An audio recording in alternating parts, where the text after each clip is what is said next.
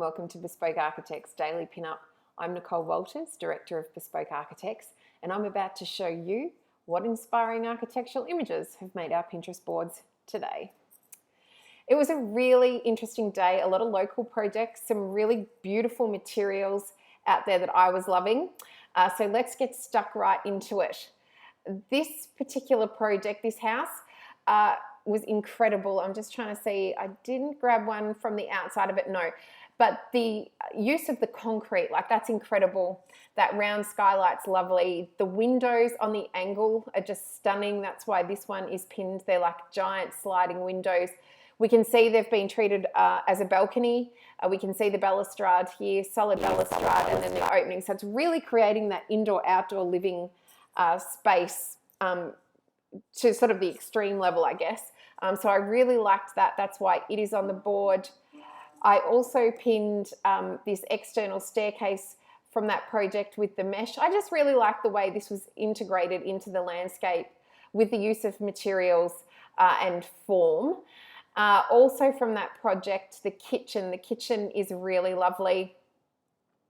Use of materials, I love the fact that there's no overheads in this kitchen, and it's got this like solid cylindrical range hood above that cooktop. I think that's beautiful.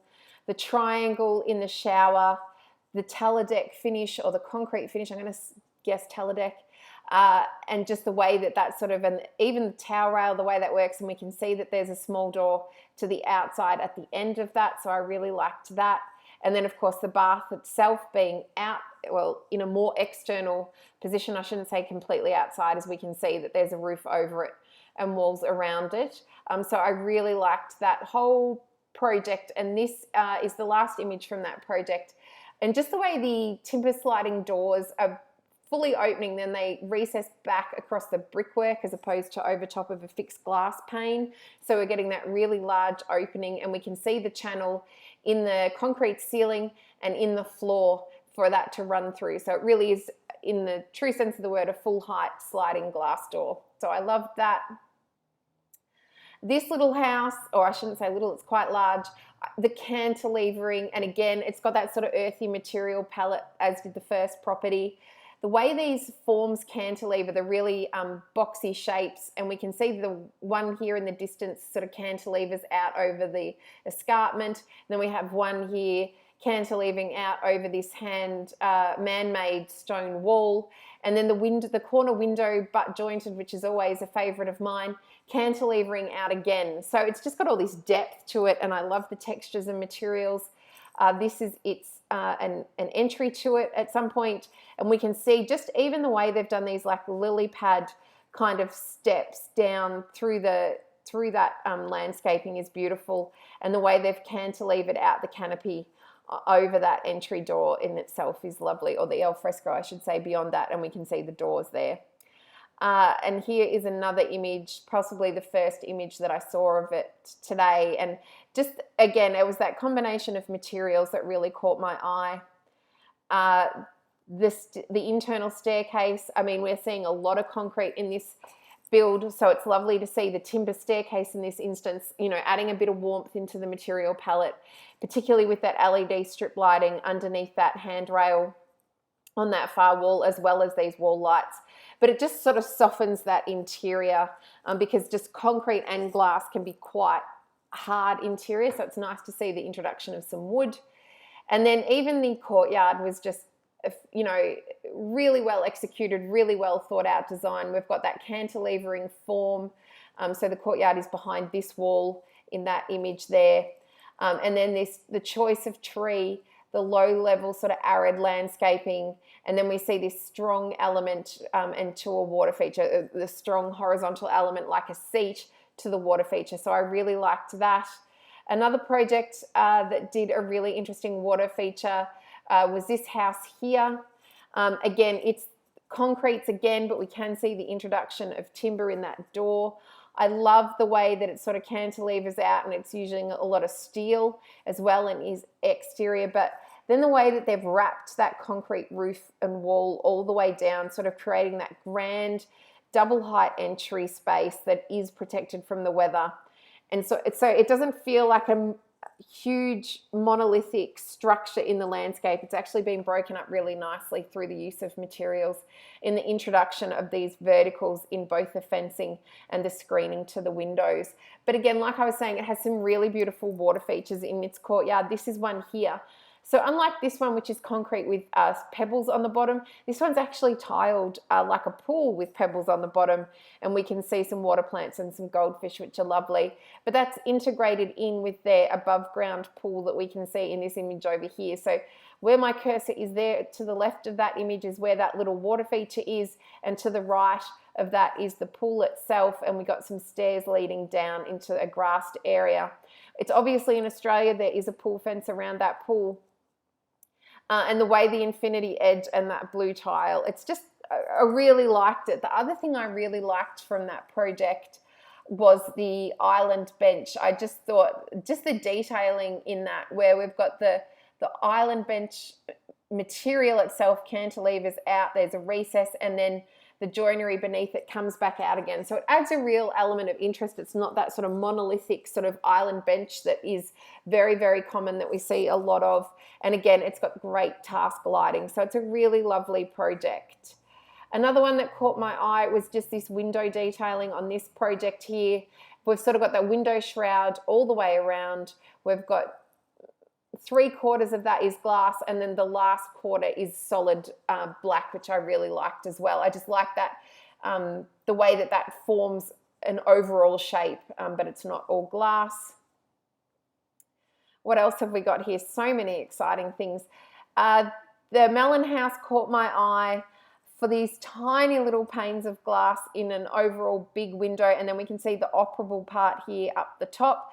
So it's a really interesting window that sort of ties in nicely with that blockwork in their external material.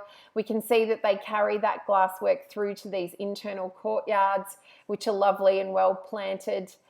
So really lovely. I liked their staircase. We can sort of see it's a timber, what would you say, like a timber casing over a steel structure, and that was really lovely. Sorry, I've lost myself. So I really liked that stair and the use of the material, sort of the timber balustrade as well. So it feels lightweight, and we can, I mean, the structure is exposed in that particular image. Also from that house, just this vanity. I mean, it's stunning. Just that I love that the blockwork then transitions into this smooth, could be concrete material, could be just a giant tile, and then the round mirror against, again, we're seeing those small panes of glass, and then the stonework wall. The material palette in that is beautiful, and then the choice to do an open vanity as opposed to a closed vanity really helps to lighten that space up. This little house here caught my eye because I really liked this cut in void in between those two sections of the house. We can see that is the front entry there. Here is the car parking, obviously, down here on the right. So it was just a really interesting parapet shape with a wedge cut out of it, and I really liked the way that that was painted white and led your eye into the same sort of matching timber as the front facade for that front door. So that was gorgeous. This little house here, it was just the shape of the roof that I really liked. The way that we sort of had a curve introduced, the end of the gable is glass, always a fan, as you would know if you follow these videos regularly, or my pinning. I am a fan of a solid glass gable end. And then the last house of the day was this one here, another cantilevered form. We can see a basement level car park here. What I really liked, not only that first floor sort of cantilever and the way that the material has been banded, and then we have this solid element, but also the steps leading up to the front door. It's almost a horizontal reference to that vertical element of negative and positive. I found that a really well balanced front elevation. If you do follow the link to the full article, you'll see that the house next door, it really plays well off the house next door as well, which is slightly older and looking a little bit weather beaten on its white render. And from that house, the shower was really interesting. They've obviously gone for a timber look tile, so that sort of adds a bit of warmth, I guess, to that shower. And then they've done this feature marble section, which is where their shower niches are. I've said it previously in other of these daily pinups. I'm not a fan of a shower niche because they're always the wrong size, but that is a beautiful concept of material. I quite like that, but again, I would still not do a shower niche. I would still do just a half height wall instead. And that was a lovely shower rose. And then finally from that project, the island bench, it was the task lighting that caught my eye over that. So we can see it does have a hot plate on it and a sink, but we often talk about, can you do feature lighting over an island bench? In my view, you're better off getting great task lighting and saving your feature lighting for your dining table where you're not necessarily going to cut a finger off.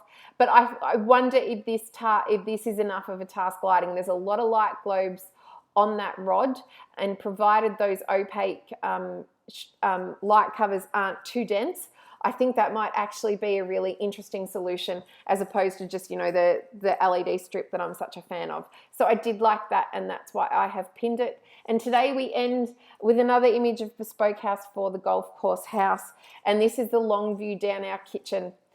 So this is, as you may recall, from an open plan dining kitchen living space. The kitchen is on show, so at one end we did a blockwork wall that conceals the fridge and the pantry element of this kitchen with the sink and the cooktop on show. So this is just looking down at it. We have a beautiful window splashback on this side, and where the camera is positioned behind us, there's a lovely lot of floor to ceiling glass as well. So it's not a kitchen that's poor on natural light. It's beautiful. It is all Laminex, multicolored. My hat goes off to the client because it was their suggestion to actually introduce that color palette into their kitchen. They are very brave people, and I appreciate them for it. So thank you so much for joining me on another episode of Bespoke Architects Daily Pinup. Until next week, I am Nicole Walters. I'll see you then. Thanks. Bye.